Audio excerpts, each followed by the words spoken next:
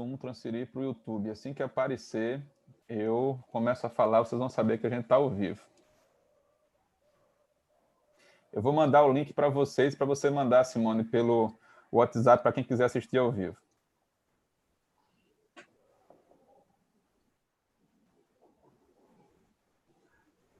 Apareceu. Olá, pessoal. Bom dia para todo mundo.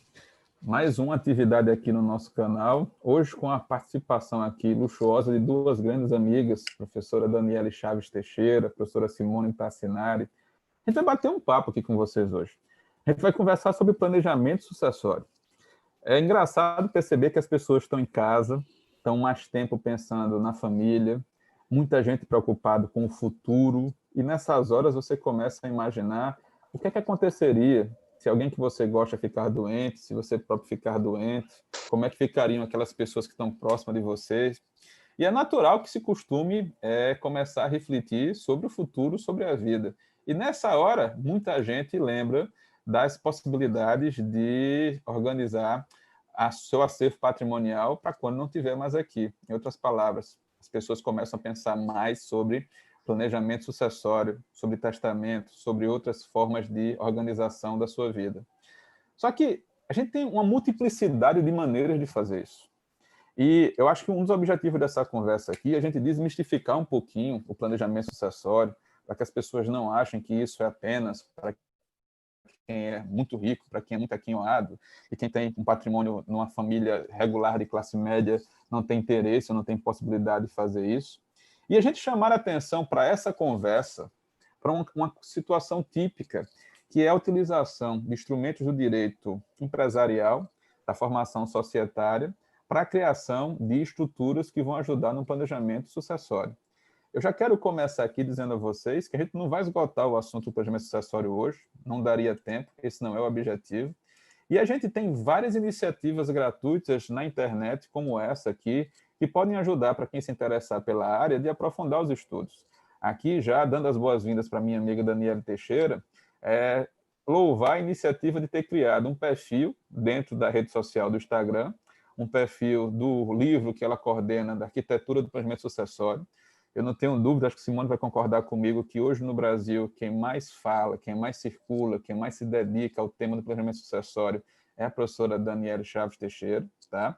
E a Dani vem organizando semanalmente lives com professores que participaram do livro, da coletânea de artigos sobre planejamento sucessório, mostrando como isso é flexível, como isso é dúctil, como você tem que adaptar a estrutura para a sua necessidade específica.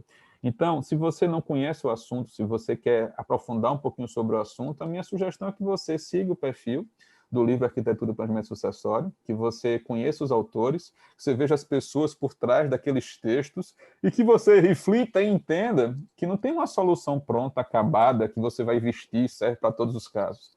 Que você vai precisar ajustar aquilo, assim como as nossas vidas são diferentes, os nossos interesses são diferentes, a forma de você planejar o futuro e a sua sucessão também vai depender dos seus interesses, não dá para a gente uniformizar, tá? Eu queria trazer a Dani para a conversa. Dani, obrigado por ter aceitado o convite, por estar participando aqui, minha amiga. A gente vem trabalhando bastante juntos, que a gente continue assim. A gente ainda conta hoje com Simone aqui, e eu já que Simone, eu vou dar um alô para o pessoal lá do YouTube, tá? Dando as boas-vindas para os seus alunos lá da Universidade Federal do Rio Grande do Sul, assim como os meus alunos aqui do Centro Universitário SESMAC, da UFAL. Se eu fosse fazer isso com os alunos da Dani, a gente ia passar meia hora aqui da live só fazendo isso. Deve estar dando aula em todas as pós-graduações do Brasil, tratando de planejamento sucessório. Então, Dani, suas primeiras palavras. As pessoas vão estudar planejamento, as pessoas precisam entender o assunto, e já levando em consideração o nosso tema. O meu parente virou o meu sócio. Como é que isso funciona? Quais são as dificuldades? Bom dia, Dani, seja bem-vinda. Bom dia, Marcos. Bom dia, Simone. É um prazer. Primeiro, eu queria cumprimentá-los, os amigos, e agradecer, Marcos, pelo convite e a oportunidade de estar falando mais uma vez sobre planejamento sucessório e principalmente nessa questão de empresa familiar, né? Eu acho assim, o assunto está na ordem do dia, né? Principalmente agora, lógico que o brasileiro tem a dificuldade de pensar na finitude, na morte, tem uma resistência a de falar de questões patrimoniais, na verdade. Tá? E aí eu estendo não só para planejamento sucessório, mas como próprio planejamento patrimonial. Você tem como uma ciência disso é a questão, a saia justa que as pessoas ficam para escolher um regime de bens. Né? O pacto antinupcial sempre é ainda muito pouco utilizado. Então, demonstrar vontade, muitos parecem ter culpa pelo patrimônio, é difícil de lidar pelo brasileiro. Só que algumas coisas estão fazendo essa situação mudar. Né? Não só a questão da pandemia, que é o momento agora, e você tem dados já sobre dados de números de testamentos que estão sendo realizados, matérias sobre o tema. Então, isso realmente já é uma certeza. Mas também pela característica que a gente já falou, questão cultural do brasileiro, mas eu digo que por dois fatores que isso também se torna importante. Muito é a questão das transformações familiares. Né?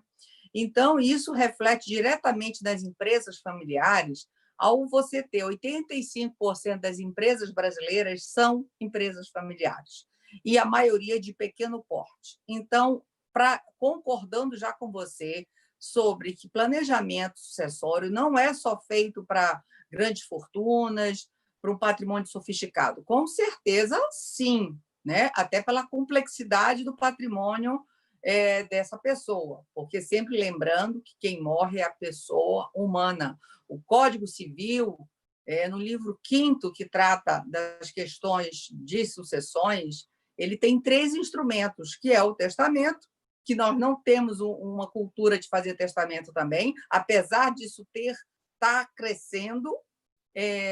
Nós temos o fideicomisso e o codicilo. O próprio codicilo, que é para para valores de pequena monta, as pessoas não praticam ou não sabem que tem esse nome. Então, acima de tudo, eu acho que aqui a gente tem que deixar o planejamento sucessório muito mais próximo das pessoas, pensar que é uma realidade, sim. Quem tem menos, mais preocupante porque você tem que evitar conflitos, você tem que evitar, principalmente nessa seara, quando você trabalha com familiares, e eu não estou falando só em empresas, não, eu estou falando, por exemplo, o agronegócio, na sua grande maioria, são pessoas físicas e trabalham em família.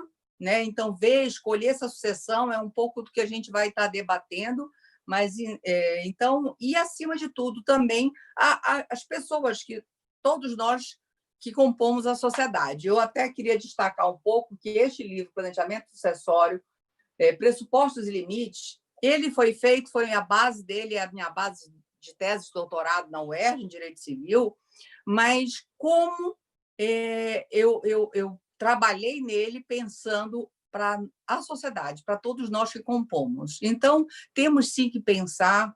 Acho também um outro desafio, como você também falou, não tem fórmula pronta. Isso também é muito estimulante para nós, advogados, que, né, somos os 3 também, além de professores, advogados. Então, é essa complexidade que é o planejamento, que é uma área interdisciplinar, não só com outras áreas afins, como com a parte de contabilidade, com os notariais, mas também em outras áreas do direito civil e em outras áreas do direito, como principalmente direito tributário e direito societário. Então, você precisa de uma estratégia com esse diálogo. Direito internacional privado também é uma área que, esse mundo globalizado, né, que nós vivemos, cada vez mais tem demandas dessa natureza, envolvendo questões de família e sucessões, porque o mundo virou uma aldeia. Eu acho que nada mais né, que comprove, reforce isso é o coronavírus. Somos todos conectados, e as notícias, esse mundo globalizado, tecnológico que nós estamos aqui. Então, o tanto que isso nós temos que aprender com que a necessidade de revitalizar esse direito das sucessões, o planejamento sucessório é o perfil disso, você precisa de oxigenação, buscar maiores liberdades, mas eu gosto de destacar que nós temos aqui no Brasil, independente de críticas à legítima que eu possa ter, é o nosso limite para um planejamento sucessório, mas utilizar mais a sua sucessão testamentária, né? Então, trazer isso não mais como uma situação distante, mas para a proximidade e a necessidade das pessoas se informarem mais sobre o assunto. Cada assunto, as lives desse projeto que eu estou agora, Arquitetura do Planejamento em Pauta, são normalmente às terças, às 11 horas. Tive com a Simone, vou ter com o Marcos em breve, e cada uma tratando de um assunto de uma forma descontraída, como é a nossa proposta aqui, né? Está atendendo algumas perguntas, dúvidas, mas passa-se uma hora voando, e eu tenho tido retorno de como tem sido bom, porque é necessário esclarecer. Muitas vezes se pensa também que um planejamento de uma forma pejorativa, como se fosse sempre para burlar a legítima, e não, é uma organização patrimonial com transferência dos bens. Então, o planejamento ele pode ter vários instrumentos, depois eu também volto aqui falar, mas também dizer que não só que não tem fórmula, e que também planejamento não é igual a holding.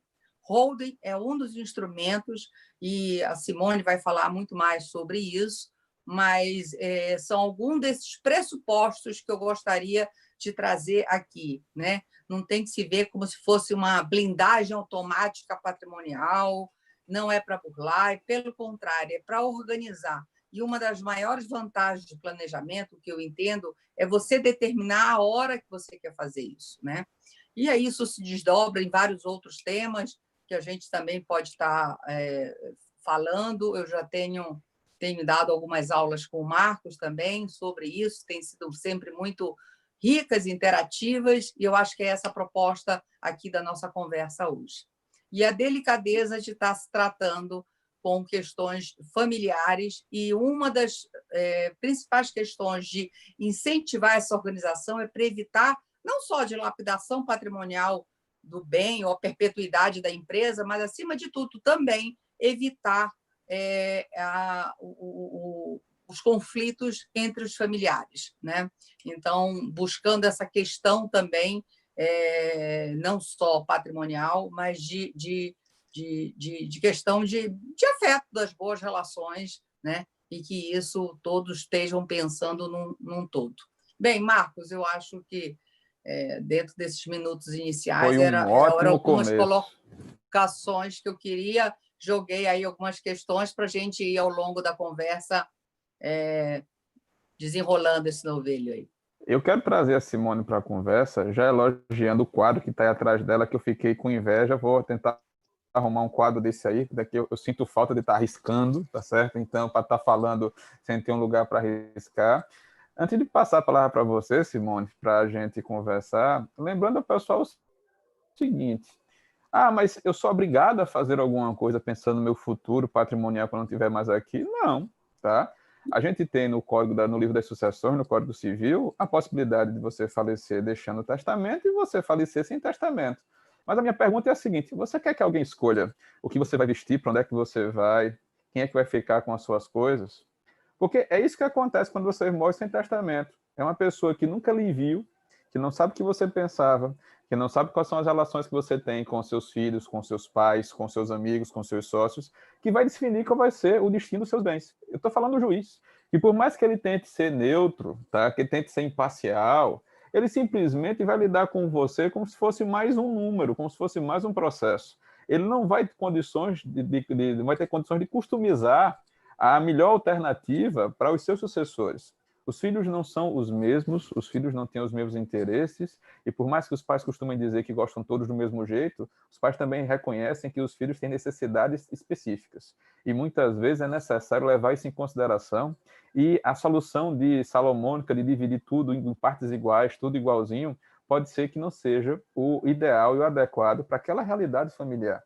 Então, quando a gente fala de planejamento aqui na sala, a gente está falando do exercício da autonomia do autor da herança, do dono dos bens, e dizer o seguinte: olha, fui eu que conquistei, fui eu que construí, e sou eu que vou dizer qual vai ser o destino daquele patrimônio dentro dos limites que a legislação me dá. Preservados os interesses dos herdeiros necessários que tenham legítima, a gente tem liberdade para estabelecer o que for mais conveniente. E mesmo dentro do interesse desses herdeiros, a gente tem que definir o que é que vai ficar para cada um.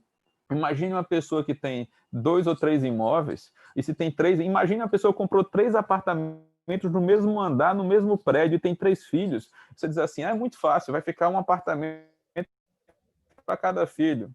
E quem vai pagar os impostos e as taxas de transmissão? E segundo, tem um apartamento que é nascente, tem um apartamento que é poente, Simone. E aí a situação é a seguinte, quem é que vai dizer com quem vai ficar cada unidade? Vai ser o juiz que vai fazer isso? O que você acha, minha amiga? Seja bem-vinda, obrigado por ter aceitado o convite, a palavra é sua.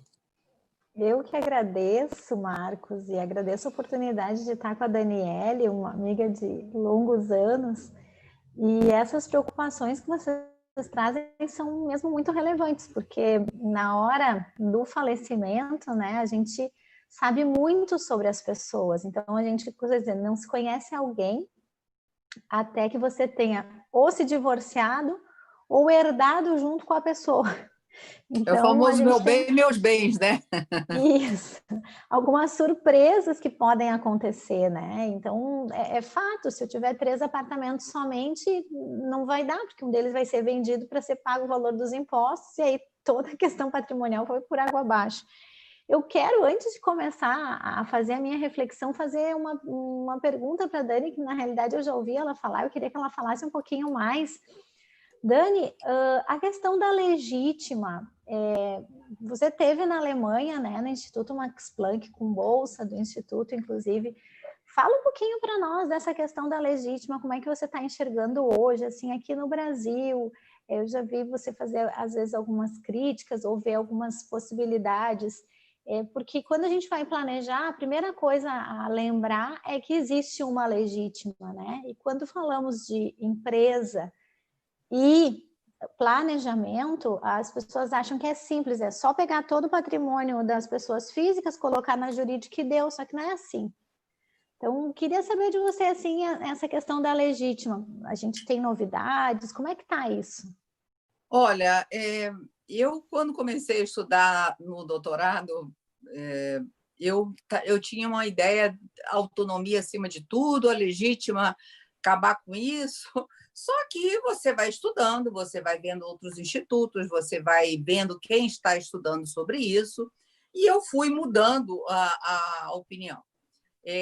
Atualmente, hoje, o que nós temos é um projeto de lei do IBDFAN no Congresso, e foi um projeto muito discutido com operadores do direito, professores, advogados, juízes, promotores, defensores e de várias partes do Brasil.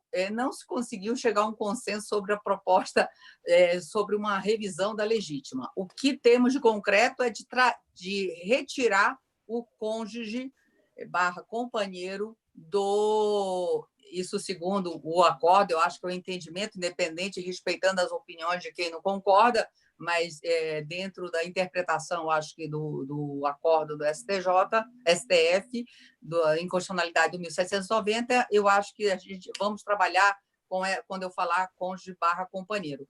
De retirar essa situação, deixar ele como facultativo. Bem, isso hoje é o grande limite. Só que eu falo que no planejamento sucessório é o grande limite, você tem que respeitar a legítima. Eu continuo ainda revoltada quando eu penso que eu posso gastar tudo, mas se eu tenho herdeiros necessários, eu tenho que perpetuar esse patrimônio e ainda com uma tributação baixíssima sobre isso, que depois o Brasil é um dos países que mais paga, menos paga sobre esse tributo. Bem, e eu fui, e no Brasil ainda não se tinha, teve um incômodo muito recente depois da modificação do Código de 2002, mas depois disso ficou um pouco acomodado isso dentro da doutrina mesmo, vamos dizer assim. Teve aqueles planejamentos ou aquelas organizações, regimes de bens, partilhas ali para o ajuste dessa situação, mas depois isso se acalmou. E eu disse, bem, eu tenho que pesquisar sobre isso, isso é a base do meu planejamento. Só que eu sempre falo que você faz da disponível, mas você fazendo uma organização dessa, você já, respeitando a legítima, você já faz as suas escolhas para aplicar, respeitando a legítima, mas dentro da organização que você quer. Então, eu acho que ela é o limite, sim, mas você pode, já sabendo disso, sabendo as regras do jogo, é muito mais fácil de você jogar. E eu fui para a Alemanha, primeira vez passei uma bolsa para lá, aprovei o projeto, fiquei. Aí eu encantei, porque, para quem gosta de doutrina, de estudar, lá realmente é uma maravilha, é uma vitrine de doces, vamos dizer assim, para uma criança. E aí eu voltei para o Brasil, me organizei, fiz um doutorado de sanduíche, voltei e morei mais 5 meses lá. E eu fui, mas eu gosto muito de... Quando a gente fala, eu não fiz um trabalho de direito comparado, isso é uma técnica, é uma metodologia específica, mas você ir estudar, ver o que tem tido de solução e ver de que forma isso pode se adequar ao nosso ordenamento, à nossa cultura, à nossa forma, no nosso direito, é enriquecedor, né? E a Alemanha é um desses casos, eles têm uma legítima, alta também, mas eles têm vários mecanismos de liberdade lá, e aonde eu digo que lá é um dos lugares mais sofisticados de planejamento, só que eles não usam esse nome, planejamento sucessório. Quando eu fui falar com o meu professor, orientador lá, co-orientador, o professor Ian Peter Smith, ele, planejamento sucessório, por quê? Eu tinha que explicar para ele que nós, no Brasil, estávamos com o direito das sucessões num descompasso muito grande com a sociedade, sem liberdades, apesar da gente ter a liberdade de testar de 50%, mas com uma engrenagem muito engessada. E aí ele teve essa percepção e aí ficou mostrando, e tanto quanto lá tem instrumentos, várias formas que dão essa oxigenação, inclusive com solidariedade, que às vezes muito mais, porque o questionamento é qual é a função da legítima, né? Ela é muito diferente daquela do nosso Código de 16, que é um código de 1901, e nós estamos numa sociedade, né, de 2020. As famílias são totalmente... Então, qual a função? Era de uma proteção, de uma solidariedade? É a mesma que se tem hoje para as formas de entidades familiares? Então, esse entendimento de função da legítima, acho que transformou. Então, eu sou a favor, sim, de uma revisão dela, não uma extinção, mas, com certeza, baixar esse percentual, ter outros critérios, aí já fazendo uma crítica à ordem invocatória, que é mais uma imposição do Estado, né, mostrando você como uma incapaz e determinando. Então, assim, acho que tem muito que se pensar sobre o assunto. E ir lá na Alemanha, em outros, principalmente em outros, porque eu não falo alemão, apesar de ter morado lá, não falo alemão, mas eu pesquisei em ordenamentos italianos, no espanhol, no francês, no próprio direito inglês. Então, até para mostrar o contraponto, né, do direito anglo-saxão, que não tem a legítima, então eu fiz um contraponto. Não quis ir para os Estados Unidos porque tem autonomia dos estados, aí seria muito mais complexo, eu teria que fazer um recorte de um estado específico, porque, Marcos, não sei se você sabe, a professora Simone Tassinari, de metodologia científica, ela é uma craque, e isso é muito difícil, e eu vejo, assim, eu dou muita aula de metodologia no curso de pós, e ela tem uma forma de dar dentro da prática e da ciência excelente. Eu aproveito, então, eu não fiz o corte, só voltando aqui para terminar o raciocínio, como os Estados Unidos, mas fiz com direito em inglês para exatamente fazer essa contraposição. Mas eu gosto sempre de ressaltar, não é um trabalho de direito comparado, não tive a pretensão, mas de trazer luz, né, para o que a gente pode vir a copiar, seguir, adequar ao nosso direito civil brasileiro. Excelente. Eu acho que a lembrança de Simone para tratar da legítima é essencial. Acho que faz parte de qualquer discussão de planejamento, né, Simone? A gente precisa entender qual é o tamanho do acervo, quem são os herdeiros, se são herdeiros necessários. para começar a conversar. Mas, Simone, eu sei que você gosta de família, que você gosta de sucessões, que são temas que são muito caros para você. E a grande questão aqui é que o corpo estranho na nossa conversa é justamente o direito empresarial.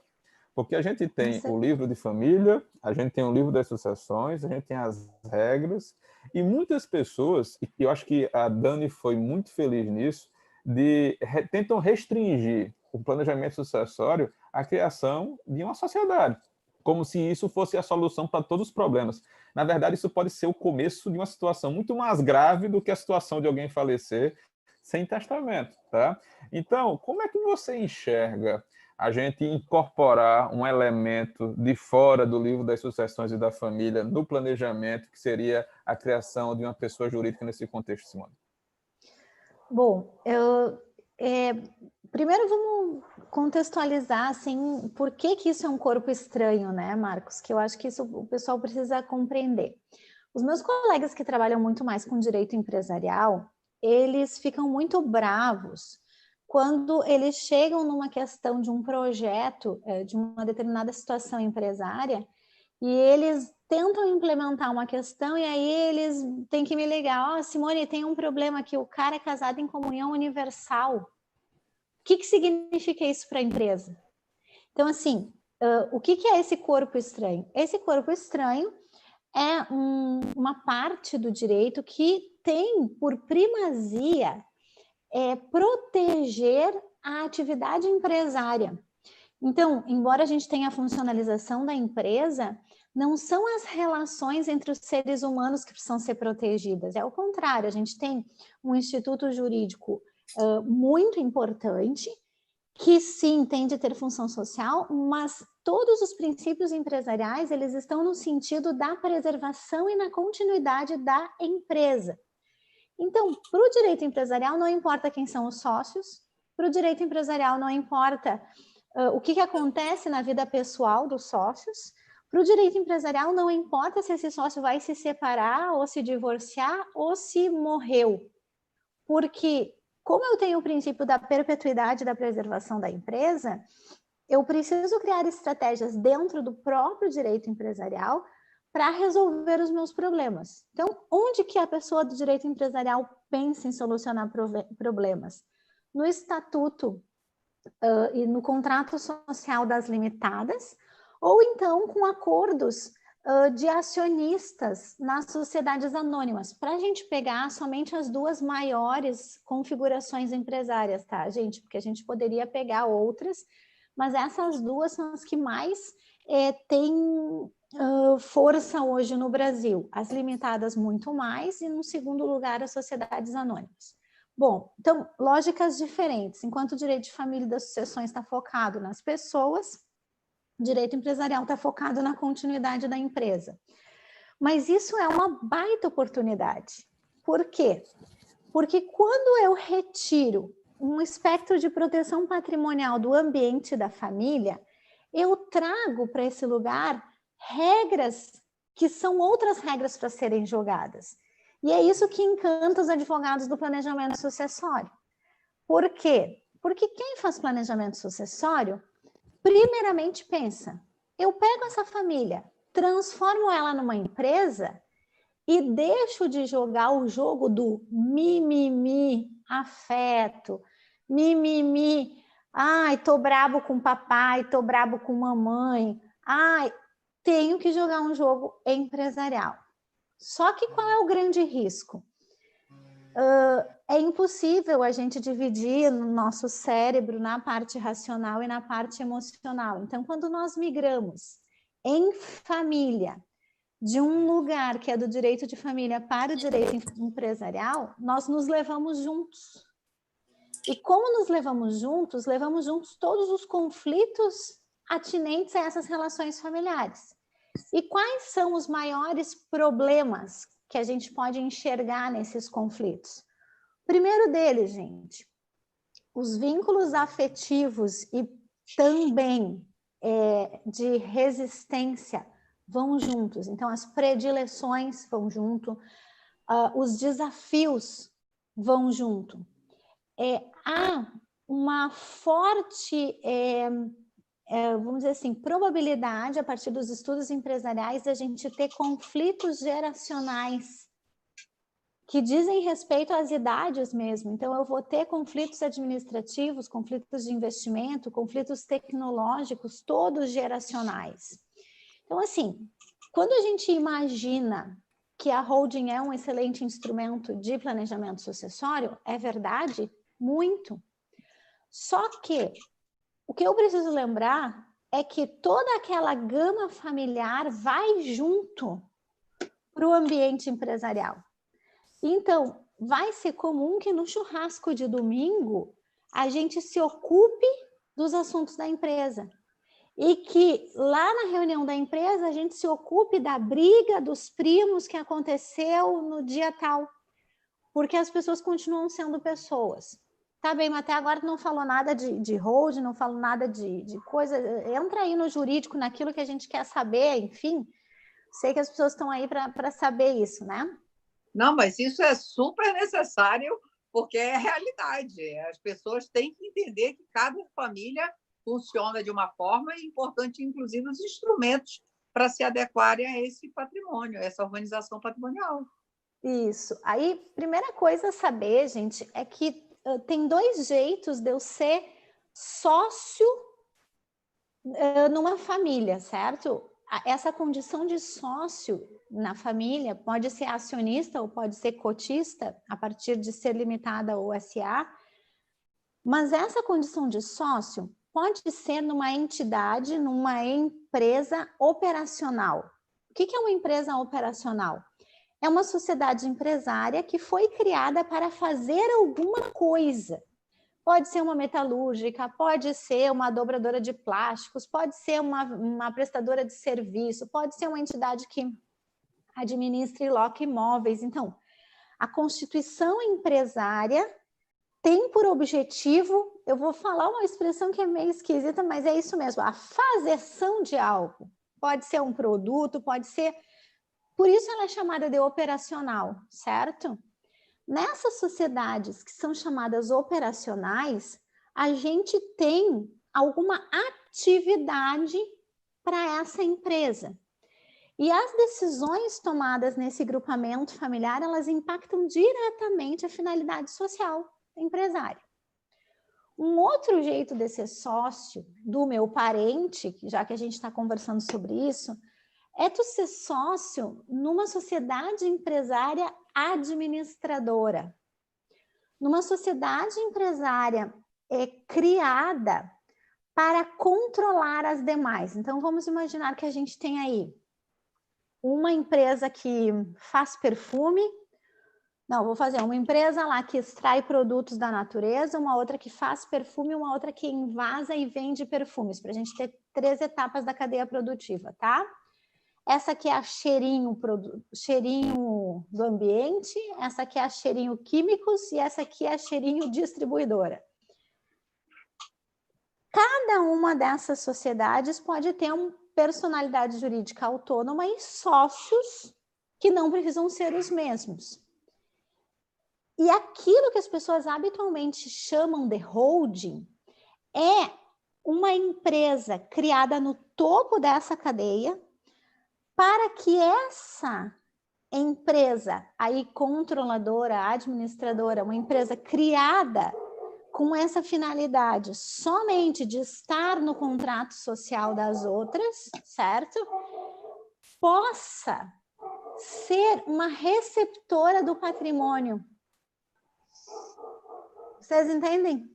Então, assim, uma coisa é eu criar uma sociedade empresária com a minha família para efetivamente efetivar a operação de algo.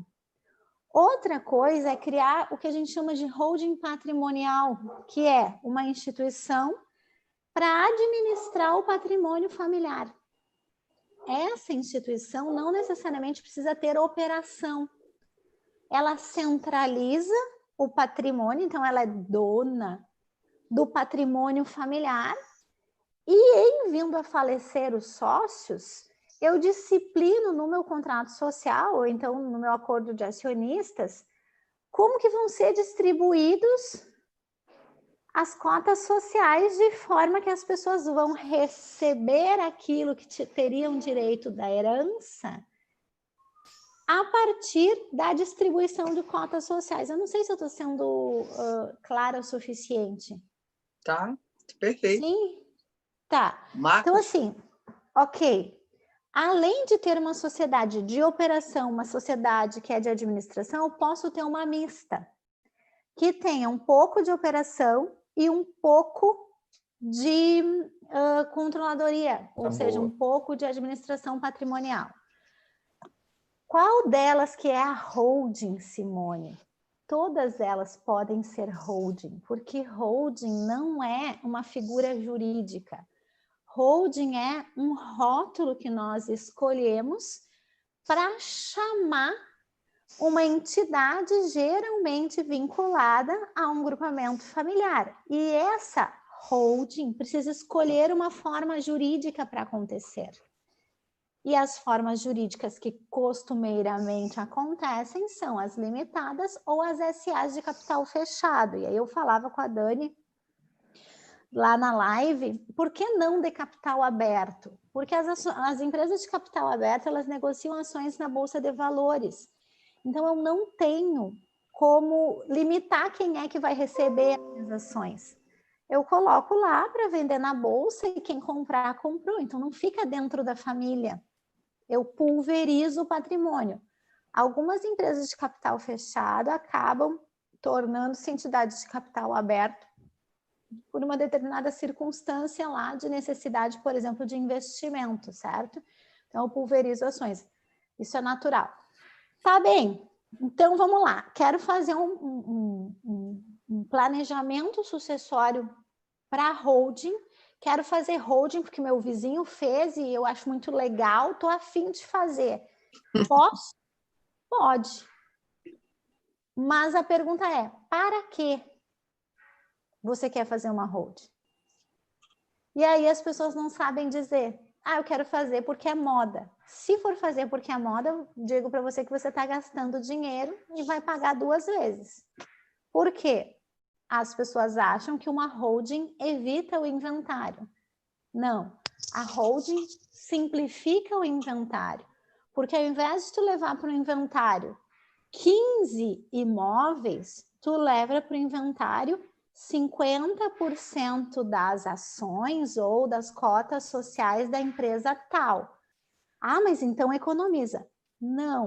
Por que não economiza? Porque se eu tinha 15 imóveis que valiam 15 milhões e eles agora estão numa sociedade empresária, eu continuo tendo 15 milhões de avaliação desta empresa. Então, quando eu vou fazer o meu inventário, 50% de 15 milhões continuam sendo 50% de 15 milhões. Então, a avaliação das cotas sociais ou das ações, ela vai corresponder ao valor efetivo empresarial.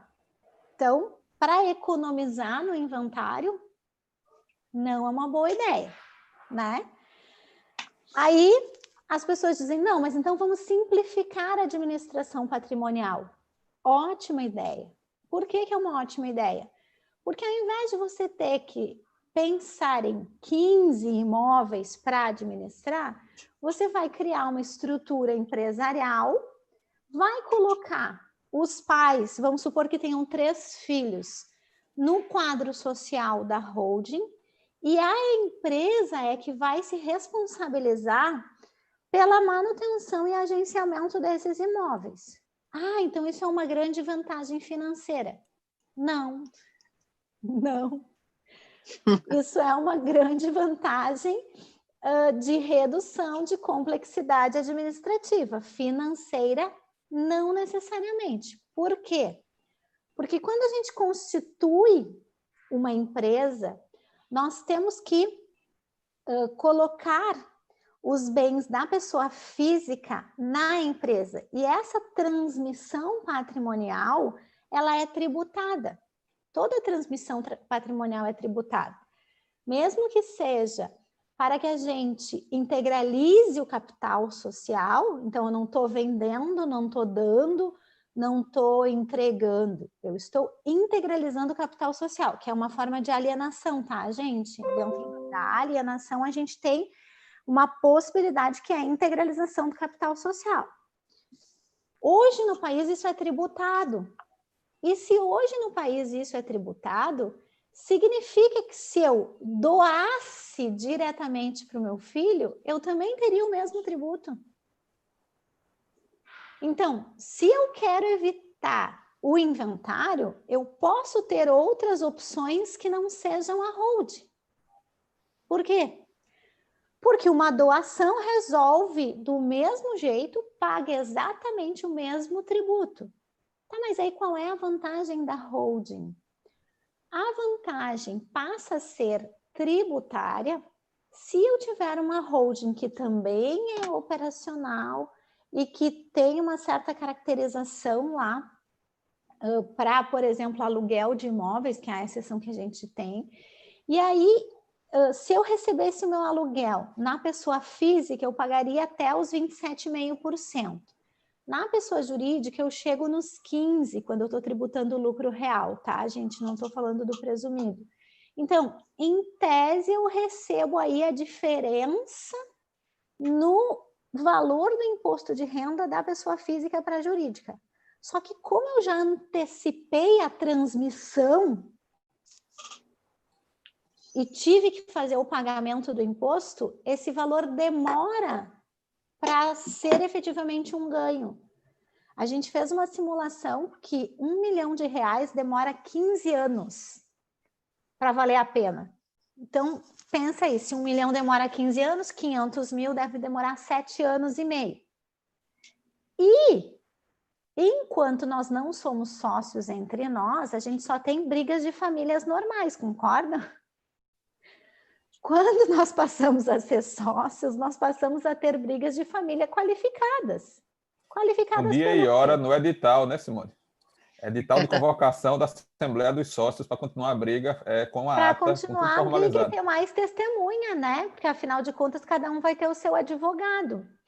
Então, existe um fetiche que a holding é excelente, mas eu tenho, assim, primeiro, uma precaução com relação à holding, que ela não é um instrumento de economia. Segundo, eu preciso lembrar que toda sociedade constituída na constância das relações, elas trazem a comunicação do regime de bens da comunhão parcial e da comunhão universal. Então, mesmo a constituição de uma holding dentro da família, ali entre marido, mulher e 3 filhos, eu ainda preciso me lembrar que eu posso me separar antes de morrer. Porque eu acho que eu vou morrer junto com aquela pessoa. E aí, se eu me separo, o que acontece quando efetivamente marido e mulher estão nos quadros sociais? Eles vão precisar liquidar a entidade, eles vão precisar liquidar a sociedade naquele percentual. E essa liquidação societária vai se dar por uma ação provavelmente de apuração de haveres. E antes dessa, se tiver um advogado experiente, ele vai fazer procedimentos acautelatórios, que pode inclusive limitar ou bloquear a operação empresária, vocês entendem? Então, assim, os advogados de empresarial, eles nos odeiam da família, nos odeiam entre aspas, né? Mas eles acham que a gente é intrometido, e a gente é mesmo. Porque o regime de bens é a única presunção absoluta que a gente tem. E a gente tem aqui no Tribunal do Rio Grande do Sul várias operações empresariais bloqueadas. Bloqueadas, gente. Empresas impedidas de vender. Por quê? Um era sócio, vamos supor que fosse a mulher, e o regime de bens criava uma subsociedade. E aí, para evitar a fraude, o tribunal disse, não, bloqueia sim a atividade de compra e venda integral da empresa. Isso é forte para o direito empresarial. Por quê? Porque essa mulher tem um sócio que não tem nada a ver com a família dela, não tem nada a ver com o pastel, e está sendo atingido por conta do direito de família. Então, sim, somos intrometidos. Estamos toda hora nos metendo no direito empresarial. Não sei se E foi aqui, clara. Não, bastante, acho que foi muito. muito clara, né, Dani? Você concorda comigo? Deixa eu pegar esse último gancho seu. O que é que a gente tem que levar em consideração? Imagine que durante a minha vida produtiva eu consegui acumular uma certa quantidade de patrimônio. E eu tenho filhos. Esses filhos não são necessariamente da mesma mulher. Eu posso ter uma situação que é cada vez mais comum de famílias reconstruídas ao longo da vida. E se já não existe uma relação pessoal boa entre os filhos do primeiro relacionamento e os filhos do segundo relacionamento, essa situação fica mais difícil ainda. Quando é que essa situação fica mais difícil? Essa situação fica mais difícil na hora que a gente leva em consideração de que essa transferência patrimonial da pessoa natural para uma pessoa jurídica ela é definitiva. Eu fico sem o acervo daquele patrimônio e eu passo a ter cotas daquela pessoa no lugar. E aí, muitas vezes também acontece, Simone, de eu ter filhos que não são reconhecidos no momento que eu fiz o primeiro planejamento. E você faz todo o planejamento e você leva em consideração as cotas para não invadir a legítima dos herdeiros necessários, dos filhos, por exemplo, levando em consideração aqueles 2 filhos do relacionamento formal daquela pessoa. E aí cai como uma bomba a notícia que tem um terceiro herdeiro, que tem um quarto herdeiro, que mexe toda a dinâmica societária. Se for uma sociedade exclusivamente familiar, é menos ruim de resolver. Mas quando a gente tem pessoas estranhas à sociedade, que são necessárias para o objeto social, tá? Ou seja, eu tenho 1 ou 2 sócios que não são parentes, que estão ali participando, eles não têm paciência para lidar com essas questões internas de segurança dentro da sociedade. Junte-se a isso que cada filho pode casar num regime de bens diferentes. E aí o filho pode se desentender do seu cônjuge. E aí, na ação de separação ou de divórcio do patrimônio do filho, que agora é seu sócio, tá? Pode ser que parte das cotas que você tinha planejado ficar com seu filho quando você não estivesse mais aqui, para depois da morte, vá para a esposa dele, para sua nora, para o seu genro, que vai casar de novo e vai trazer para dentro da sociedade pessoas que você não imaginava. Tá? E aí o que é muito comum acontecer às vezes? As pessoas procuram o seu contador e o contador sugere a criação de uma pessoa jurídica como forma de simplificação, tá? E a pessoa, levando em consideração apenas o aspecto tributário, sem levar em consideração o aspecto de direito de família e sucessório, toma uma decisão que depois vai ficar muito cara para ser revertida. Você utilizou o exemplo da alíquota do imposto de renda, de trabalhar 27,5% para a pessoa natural, de trabalhar 15% como distribuição de lucros na pessoa jurídica. Só que a gente tem visto, a Dani tem feito palestras sobre isso, que as prefeituras e os estados estão tentando aumentar a arrecadação. E uma das formas mais comuns é alterar essas alíquotas. Então, imagine que eu fiz o planejamento sucessório em 2015 e foi super produtivo para mim, entre 2015 e 2020, receber os aluguéis dos meus imóveis por pessoa jurídica. Mas o governo mudou a forma de tributação. E aqui parou. E aí eu preciso manter uma estrutura de contabilidade funcionário para gerir esse patrimônio que sai mais caro para mim, pessoa jurídica, formal, do que sairia como pessoa natural. Eu acho que um dos erros muito comuns de quem lida com planejamento é achar que você faz o planejamento de uma só vez e até logo, doutora Daniela, até logo, doutora Simone, não preciso mais me preocupar com vocês, a minha vida está resolvida. A gente está lidando com a relação continuativa. A sua vida vai mudando. Você não tinha filhos, você só tinha um filho, você casou de novo, você passa a ter outro filho. Você decide adotar alguém que faz parte da sua família. Aparece uma pessoa que você não imaginava que do seu passado, que também passa a ter direitos em relação àquilo. Muda a questão da tributação. E a gente tem que chamar a atenção, enquanto profissional que vai lidar com o assunto, de que algumas dessas decisões vão ter que ser revistas periodicamente. Tá? Agora, a forma de revisão, o que vai ser necessário, também depende do modo de constituição da empresa. Então, veja, como comparar o testamento com a criação de uma holding? Eu faço o testamento agora, mas minha vida continua absolutamente a mesma, porque todas as consequências do testamento só vão passar a existir depois que eu não estiver mais aqui, depois que a minha sucessão estiver aberta. Ou seja, no popular, depois que eu bater as botas, chutar o balde, eu não estou mais aqui para ver os resultados. Mas quando eu decido criar uma holding, quando eu decido deixar de ter apenas um parente para ter um sócio, o que acontece é que os efeitos são imediatos. Tanto os efeitos na sua rotina do dia a dia.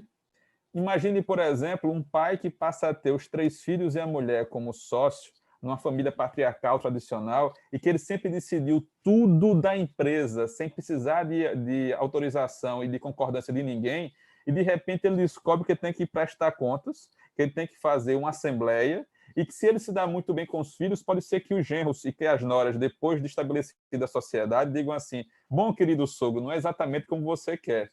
Nós fizemos aqui um acordo de acionistas e nós agora somos maioria. Inclusive, a gente decidiu que você não vai mais gerenciar a empresa e a gente vai agora tratar disso por conta própria. E a pessoa vai dizer assim: mas o patrimônio era meu. E o verbo está no tempo certo. Era. Na hora que você faz a transferência, é definitiva. Tá? E aí, o que é que acontece? O que é muito comum de acontecer? O casamento não deu certo, você mencionou isso. Então, as pessoas vão se divorciar e vão pedir alimentos. Mas, espera lá, você é sócio igual a mim na empresa. A gente tem a mesma participação nos lucros da empresa. A diferença é que eu tenho um prolabore, que eu trabalho na empresa, e você não trabalha. Então, a sua pretensão de alimentos ou não existe, vai ser muito menor do que seria se você não tivesse uma relação societária. Tá? E aí, o que é que acontece? Vamos fazer a partilha de bens. E a gente vai dividir os bens relacionando as cotas, porque hoje o que acontece é que você pega toda a universalidade de bens que você tem, reúne num pacote só e devolve em cotas sociais. E aí o que é que acontece? O juiz do divórcio encerrou a prestação dele, mas para você continuar recebendo dividendos, você vai ter que acompanhar a administração da empresa, prestação de contas. E a gente vai ter no casal alguém que domina o negócio, que conhece o negócio, e alguém que não conhece o negócio. Marcos, estou com medo. Deus me livre. Depois do que a Simone falou, agora que você está falando, eu nunca vou querer saber de um arrodo na minha vida. Não é desse jeito. Não dá para você hostilizar uma ferramenta. Só que é o seguinte, a ferramenta vai servir para casos muito específicos. E você tem que saber exatamente onde é que está entrando. A minha sensação, às vezes, é que eu recebo pessoas no escritório que foram contando a elas a história pela metade. Olha, vamos fazer empresa. Ah, mas pode acontecer isso, pode acontecer aquilo. E a pessoa olha para mim e diz assim: Marcos, se eu soubesse, eu teria utilizado outros cuidados, eu teria tido precauções em relação a isso. Mas acontece que ninguém me avisou nada. Pois é, porque você só focou na questão tributária, tá? Você não focou nos outros aspectos que tem em relação a isso. E eu acho que essa é a vantagem do advogado que trabalha com direito privado, com direito civil, porque ele conhece sucessões, ele conhece família, ele tem noções de direito empresarial, ele pode fazer uma parceria com alguém para trabalhar tributário. Eu costumo ouvir a Daniele falando, e a gente costuma dizer que planejamento não é algo que você faz sozinho, isolado, como especialista em tudo. Você não é um vadimédico ambulante. Você vai precisar de um colega que trabalhe com tributário, você vai precisar da ajuda de um contador para formalizar alguns atos. E muitas vezes a pessoa chega para mim e diz assim: quero fazer uma holding. Leu na internet, alguém falou para ele isso. E quando a gente vai fazer a análise inicial, a gente vai fazer uma auditoria naquele patrimônio, a gente descobre que ele vai demorar anos para regularizar o patrimônio antes de eu pensar em redigir um contrato social do que seria uma pessoa jurídica familiar em relação àquelas pessoas específicas. Tá? Eu queria ouvir, Dani. Dani, você quer entrar na conversa? Quer acrescentar mais alguma coisa? Você falou do agronegócio. Eu ainda acho que no agronegócio tem uma coisa pior. Se a gente tem uma sociedade com uma estrutura patriarcal, é super comum no agronegócio você ter filhos, homens e mulheres, e aquele que criou a fazenda, aquele que começou o negócio, dizer o seguinte: os bois vão ficar para o meu filho, a fazenda vai ficar para o meu filho. Minha filha, eu vou dar o apartamento da cidade. O problema é que a fazenda ela vai gerar recursos, vai gerar receita. E o apartamento na cidade pode até gerar uma receita, num volume muito menor, mas é mais fácil ele gerar despesa do que receita. E aí, até na hora de você definir dentro da legítima o que vai ficar para cada um, a vantagem da holding aqui, Dani, é que todo mundo vai ser dono de uma parte de tudo, porque a gente vai ter cotas do resultado da administração de todo o capital, e não de um bem específico. A gente tem que levar isso em consideração também. Mas eu queria lhe ouvir, minha amiga. O que é que você quer trazer aí para acrescentar aqui na nossa conversa?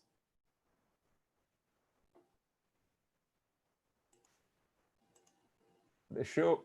Espera um pouquinho, Dani, que o microfone não está funcionando. Você precisa destravar aí no seu, para poder a gente te ouvir melhor. Agora? Ainda não. Agora sim. Agora estamos lhe ouvindo.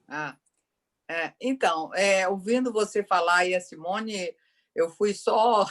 Algumas palavras foram saindo assim, só as palavras se subdividem em vários outros temas. Pegando um pouco da ordem, eu acho que é muito importante esclarecer que a holding é só uma mais das ferramentas.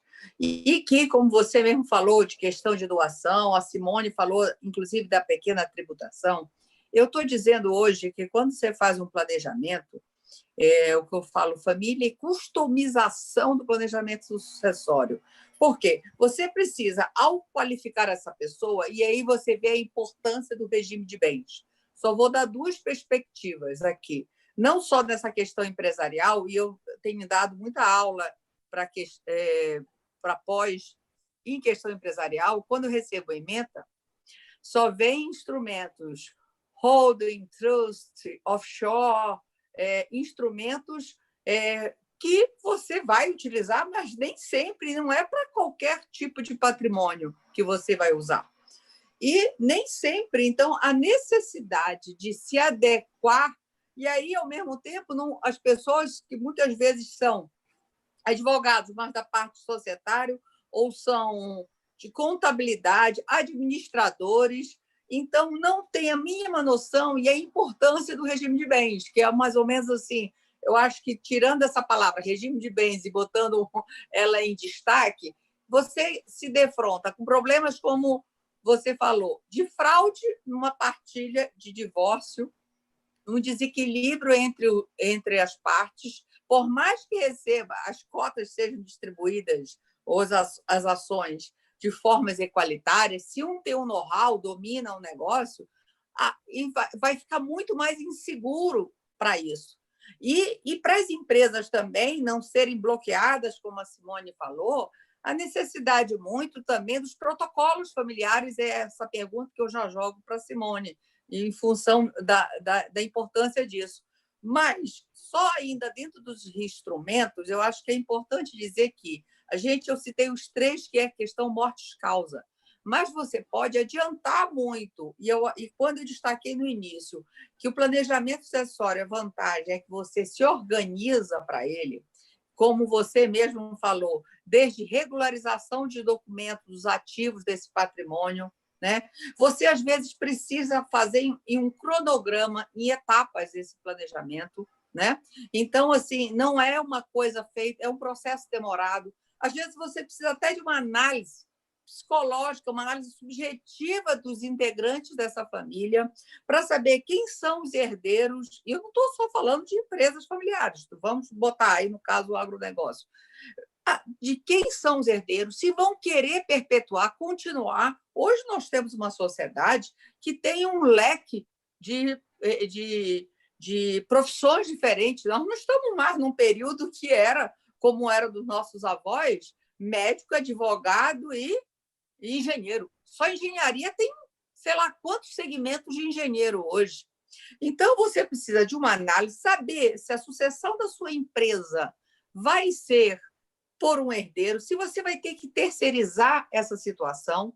Eu concordo que, quando se tem um problema familiar, às vezes só transpassa para a empresa também o conflito. Então, a importância dessa análise subjetiva é para evitar o conflito entre esses entes familiares. E, lógico, quando você está numa questão empresarial, você consegue objetivar mais as coisas do que, por exemplo, muito quando é um negócio em família, e muito que acontece, as pessoas misturam, acham que quem é o que toca é o prejudicado, é o que leva. Isso aqui, ele também está tendo usufruto de outras formas indiretas, tudo legalmente, tá? Mas eu falo assim, ele não está sendo o sacrificado. Em algumas circunstâncias, sim. Então, essa eu acho que o interessante do planejamento é que cada planejamento vai ser feito com a perspectiva daquele patrimônio, daquela família e da vontade do autor da herança, que não pode sobrepor só no que ele quer, e como você deu o exemplo, que isso é uma das... e a gente vivendo numa sociedade que temos que lutar diariamente contra a questão, uma sociedade machista, tradicional, preconceituosa, você tem que também ainda, além de todos os direitos, vamos dizer assim, estar lutando com essas desigualdades. O professor Zeno Veloso trabalhou anos em cartório, ele fala, ele sentia na divisão, às vezes eram as cotas iguais, mas a questão deixavam, às vezes, em empresas, ações ou cotas de empresa para o filho e patrimônio, que normalmente, às vezes, vai ter propriedade, apartamento para a filha mulher. Então, já tem essa cuidado. A professora Ana Carla tem um artigo no Arquitetura, Ana Carla Matos, da UFPR, no Arquitetura, sobre essa questão de gênero e planejamento sucessório. Inclusive, não a próxima, que amanhã tem live com o professor Daniel Bucar, exatamente sobre tributação e sucessão, mas a Ana Carla vai ser a próxima, na terça-feira que vem, exatamente pegando essa perspectiva. Bem, eu acho que, dentro desse cenário, eu acho que também tem que se ver ainda essa questão da fraude nessas partilhas, e mesmo quando não, por exemplo, olha lá uma outra grande diferença, se você deixa cotas com direito a voto ou não.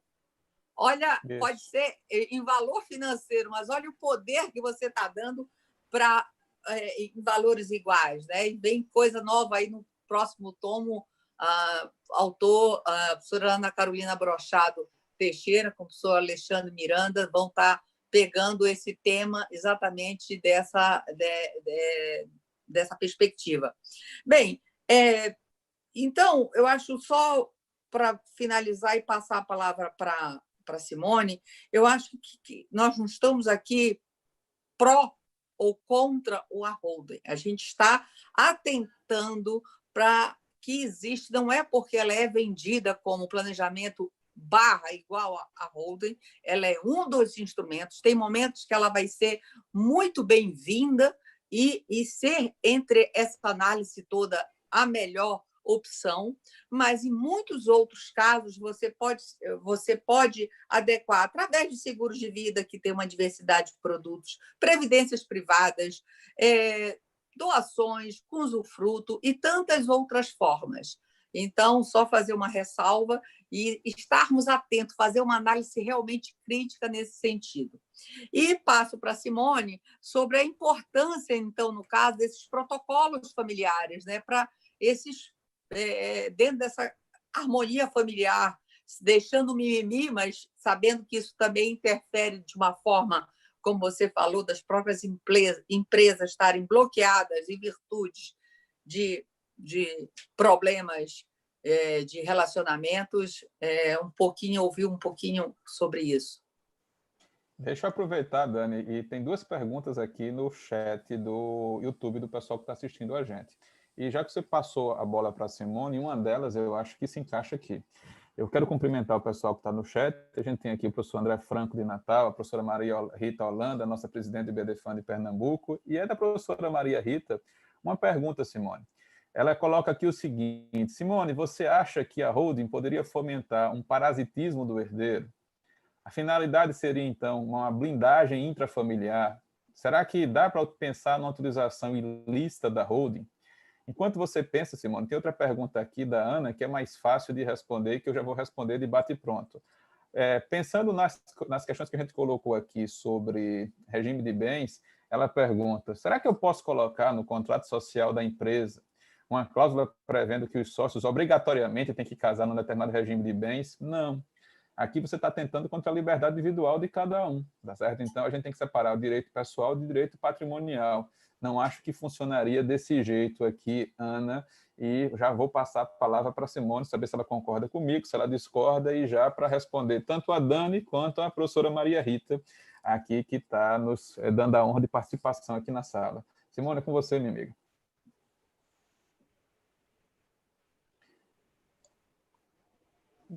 Voltei.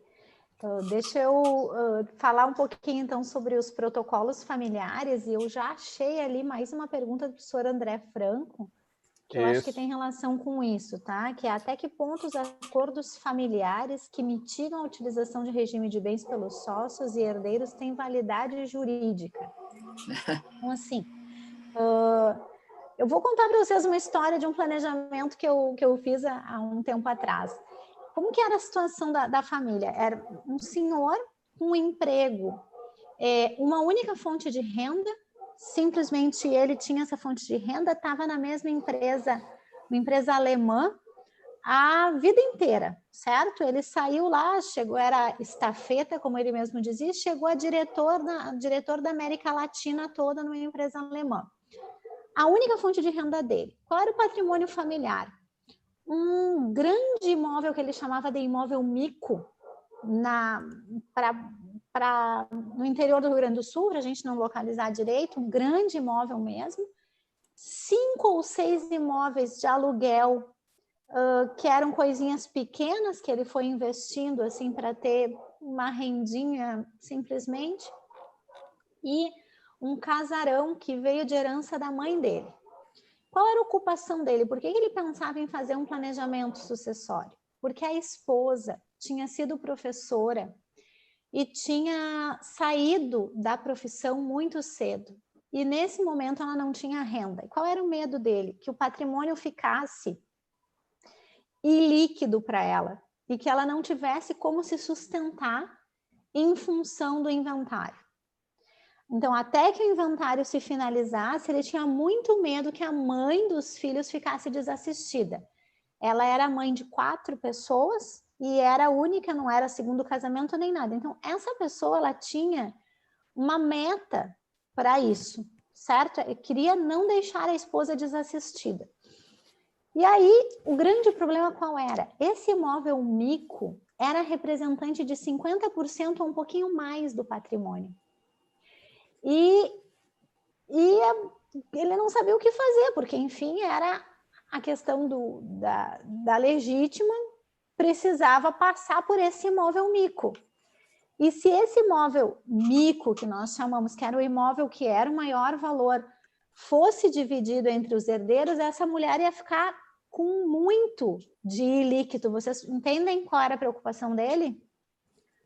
Um colega advogado se meteu no meio do planejamento, um outro colega até questionou essa intromissão, e ofereceu uma montagem de holding para ele. E eu não via sentido nenhum numa holding, porque ele não queria explorar a atividade econômica de aluguéis, ele tinha 5 imóveis pequenos de aluguéis, ele já tinha destinado, na cabeça dele os imóveis eram de mais ou menos o mesmo valor, tinha já destinado um para cada filho, os filhos já sabiam qual era o seu, já estava tudo certo, e ele tinha uma fonte de renda.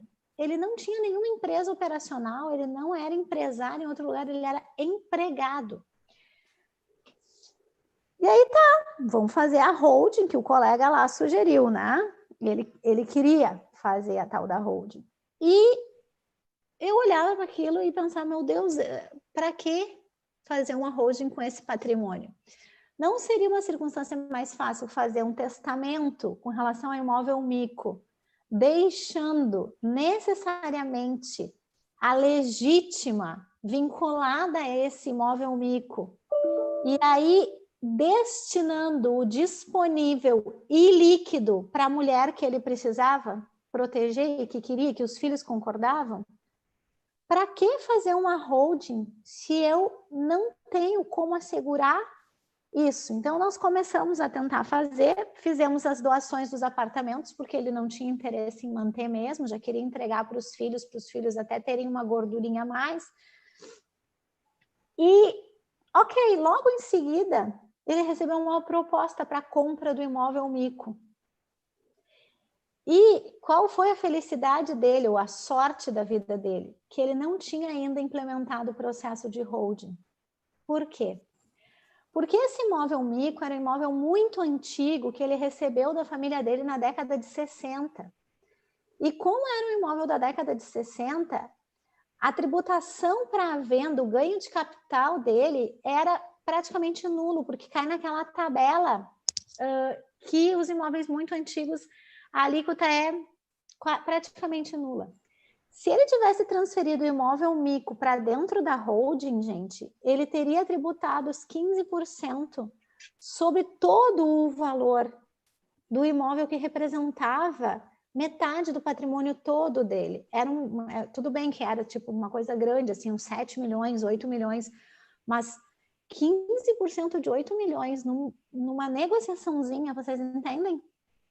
E aí uma coisa interessante que a gente precisou fazer foi um protocolo familiar, Dani, porque tinham companheiros, os filhos tinham namorados ou quase companheiros, ou não sei o quê. E aí, nessa negociação, nessa doação dos filhos, desse pai para esses filhos, desses pais para esses filhos, precisava ficar claro qual era o caráter. Embora a doação não entre na comunhão parcial, tinha um deles que era a comunhão universal. E aí a gente fez um protocolo familiar esclarecendo qual era o contexto em que isso estava acontecendo, depois de múltiplas reuniões com a família inteira, para conversar, inclusive, com os novos companheiros e com as futuras esposas, a futura esposa de um deles, para que se contextualizasse isso. E aí, naquele momento, o advogado esse que queria fazer a holding me questionou muito, mas por que a senhora está fazendo esse documento aí que nem tem validade jurídica, é só uma combinação entre as partes?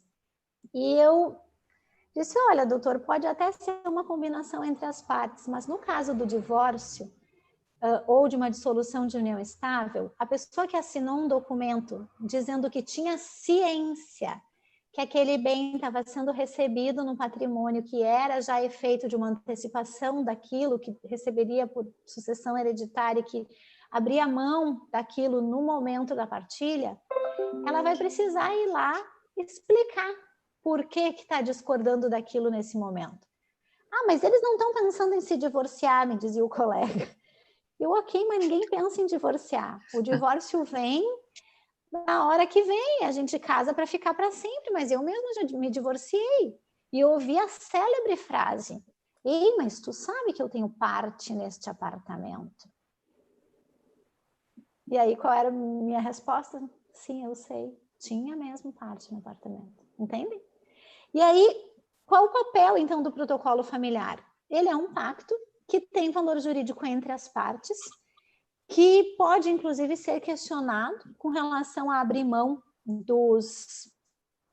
com relação à renúncia antecipada de direitos ou restrição antecipada de direitos.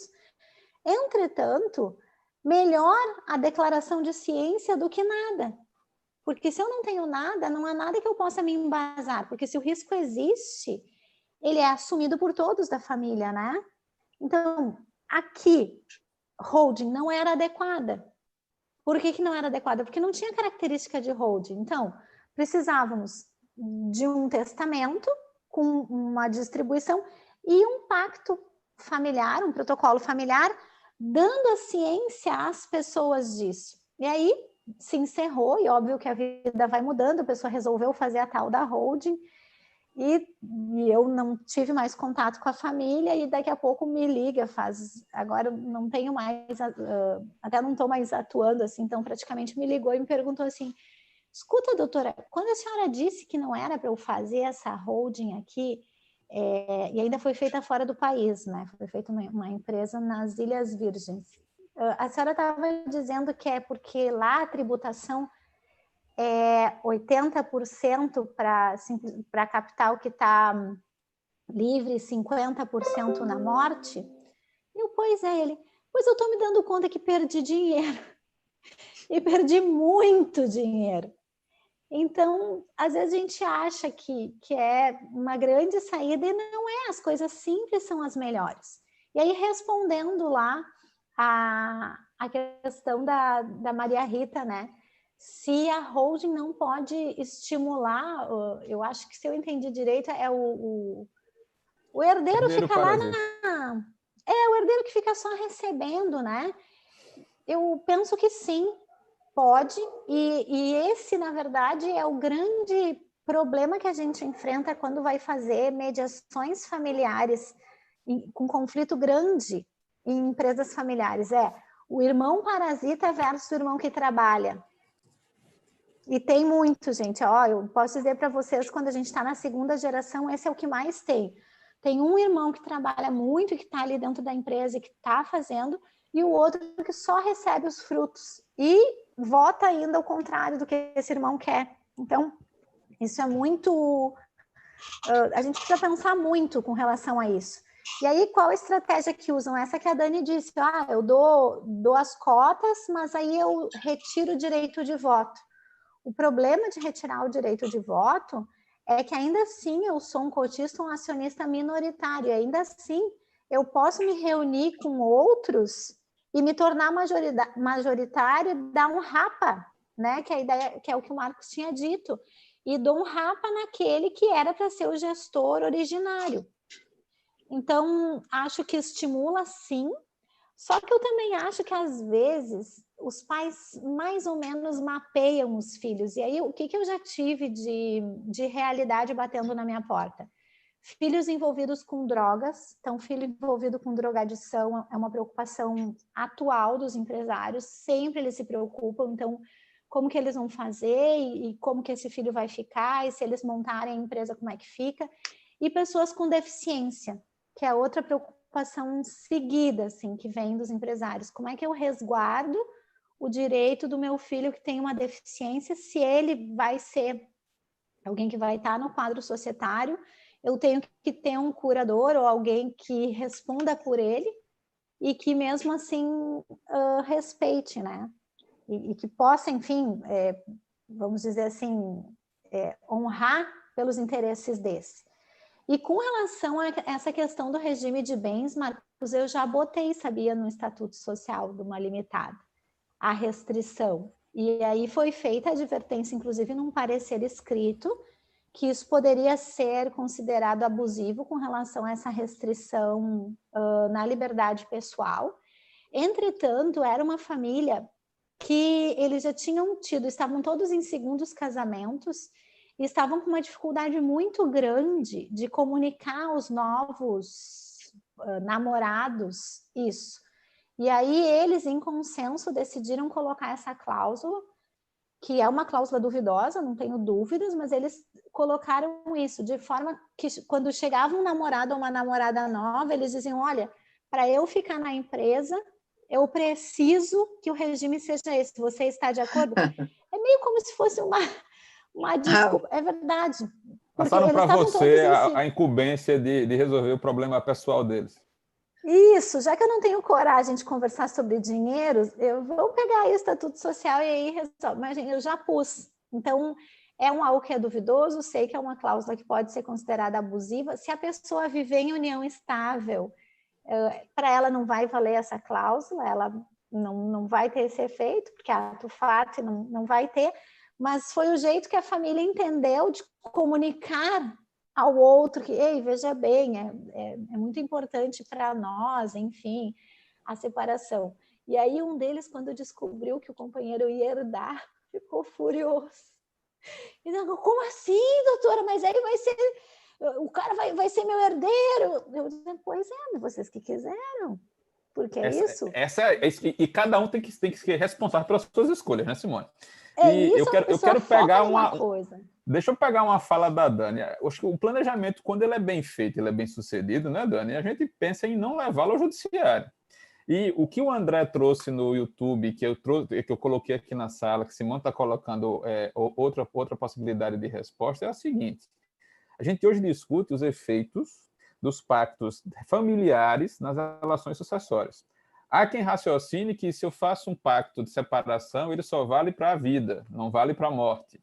Há quem raciocine que os pactos de separação de bens que eu faço em vida, quando eu estabeleço o meu arranjo familiar, também devem perseguir a pessoa no momento da abertura da sucessão. Eu acho que não há consenso, a gente tem argumentos interessantes para os dois lados, e o profissional que vai trabalhar com isso nesse aspecto ainda assume a obrigação de meio, não a obrigação de resultado. Mas o mínimo que tem que se fazer é o que você mencionou. Disse, olha, eu fiz um parecer, eu adverti, eu esclareci as pessoas que isso não é ponto pacífico. Tá? A gente ainda tem um judiciário que não trabalha bem com precedentes, e acho que isso é uma grande dificuldade nossa. Se eu perguntasse aqui a qualquer um dos professores que estão assistindo a gente na sala, qualquer uma das pessoas que estão vendo a gente, e discutisse aqui na sala com vocês, se o companheiro hoje é herdeiro necessário ou não, a gente vai encontrar aí pelo menos 3 oposições diferentes na sala. Sim, não e não sei, quem sabe, é porque é mais ou menos. Essa é a dificuldade da gente, a gente lidar com uma matéria que não é estática, é uma matéria dinâmica, é uma matéria que vai se renovando. E aí a gente tem que ponderar, e eu acho que você fez muito bem quando você disse assim, olha, eles não queriam enfrentar, não queriam colocar o assunto e preferiram colocar isso no contrato, que essa escolha pode levar há uma discussão judicial do contrato que vai congelar, por exemplo, uma fusão societária, uma transição, por conta disso. Eu acho que o custo-benefício disso, e no final das contas o patrimônio é deles, eles têm que resolver o que é que vai acontecer em relação a isso. Mas para o autor da herança, por uma experiência pessoal que eu passei no escritório, eu tenho que insistir sempre o seguinte, olha, hoje toda e qualquer decisão acerca dos seus bens é sua, unicamente sua, ou sua e da sua esposa. Você vai fazer o planejamento e você pode escolher um perfil de planejamento, um formato de planejamento que mantenha isso enquanto você estiver vivo, ou você pode dividir esse direito de decisão com seus filhos, com seus netos, com seus genros, com suas noras. A gente também não imagina que o filho vai embora primeiro do que a gente. E pode ser que você acabe convivendo anos com a sua nora, com o seu genro, sem o seu filho ou sua filha estar mais aqui presente. A gente tem que levar tudo isso em consideração, entendeu? E aí não vai ter computador, não vai ter inteligência artificial, para nos próximos 150 anos a gente interpretar as relações pessoais, compreender as necessidades de cada um, ter um diálogo franco, uma conversa, para poder ver qual é a melhor forma de planejamento para isso.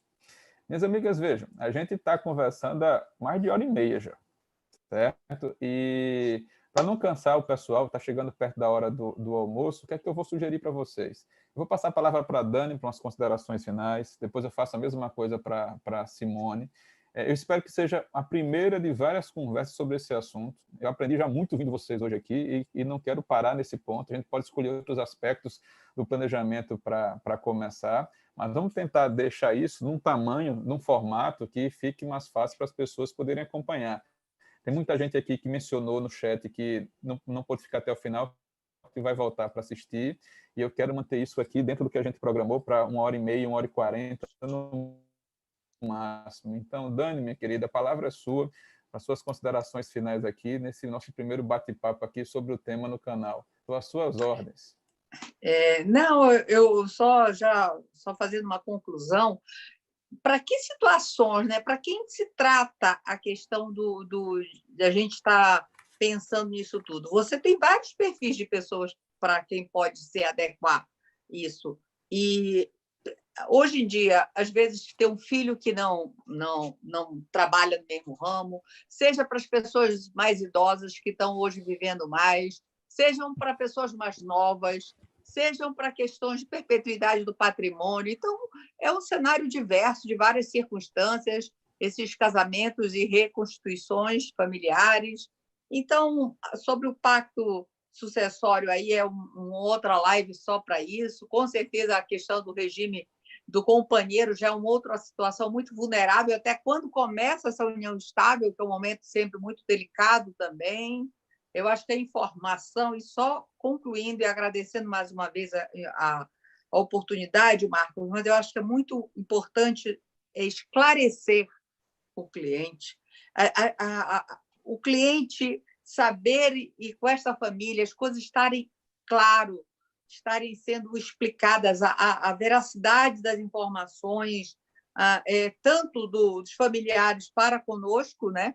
E, como você também falou, um planejamento, se você tem variação, mudança do status quo de algumas variáveis, como é uma coisa ao longo do tempo, vão ter que ser revisitados. Então, assim, não acabou, tá, até logo e pronto, né? Como a própria Simone também demonstrou, depois veio com consequências. Bem, agradecer a oportunidade, o tema é super vasto, é muito interdisciplinar, tem várias outras coisas, e aí eu aproveito mais uma vez, não só o convite para participarem das lives desse projeto, que é o Arquitetura do Planejamento em Pauta, e também eu solto em primeira mão aqui nesse canal para você, Marcos Erhardt, que tanto o Marcos como a Simone são autores não só do Arquitetura, mas do próximo volume que está vindo aí, dentro dessa mesma estrutura do livro. E também dizer que a gente vai vir com um novo produto aí, que é o primeiro congresso virtual do Arquitetura do Planejamento Sucessório, com autores dessa obra, porque é necessário maior esclarecimento para as pessoas. Os advogados, principalmente, têm buscado muito mais informações, e a gente carece disso, então a importância dessa compartilhamento de informações. Muito bom, Obrigada, Dani. Vai ser obrigada, Simone, também. uma ótima iniciativa, parabéns por mais iniciativa, obrigado por estar aqui. Minha amiga, da próxima vez você vai usar aí o quadro, aí a gente vai colocar um caso concreto e você vai responder aí nesse quadro atrás de você aí, como é que vai ser a solução do planejamento. O Marcos adora um quadro. Adoro Ele é escrever, cheio de adoro um quadro. sistema. Eu não sei conversar sem quadro. E ontem eu estava dando uma aula sobre mediação, agora eu vi que eu não apaguei. E estava preparando um grupo de alunos para mediação online, e aí estava aqui conversando e usando o quadro. É aquela coisa assim, em algum momento a gente resgata o giz, né? É tão antigo, estão os tecnológicos, mas ao mesmo tempo... E é diferente, a gente pode usar aqui no Zoom a ferramenta e tal, mas ter um lugar para rabiscar é diferente. Marcos, eu agradeço, imagino que você vai me passar a palavra, mas diante do adiantado da hora, já me atravesso por aqui. E digo para o pessoal que acho que a gente precisa criar mais momentos desses de troca de ideias sobre planejamento, porque não dá para advogar sozinho nessa área, né? Não dá mesmo. Então, agradeço a oportunidade de estar aqui, agradeço o pessoal que já está lá no Instagram bombando, dizendo maravilha, não sei o quê. Então, muito obrigada.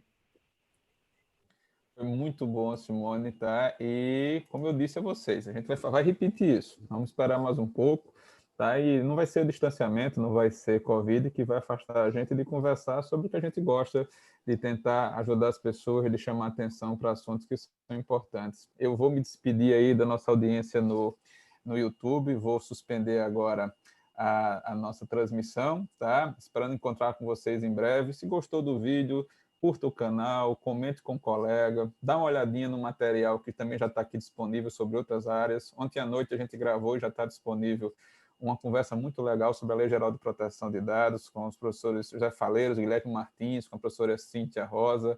Foi uma bela conversa. E na próxima semana eu devo divulgar mais alguns eventos por aqui.